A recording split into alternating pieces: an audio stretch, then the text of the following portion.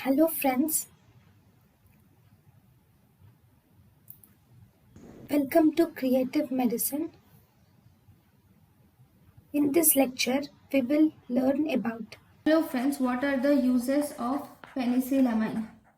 The uses of penicillamine include penicillamine is used for erythropoietic purpura. It is used in it is not used for erythropoietic purpura. It is used in rheumatoid arthritis, obviously Wilson's disease, and it can be used in copper poisoning. It can also be used in mercury poisoning. Thank you for watching. Thank you and thank you for watching.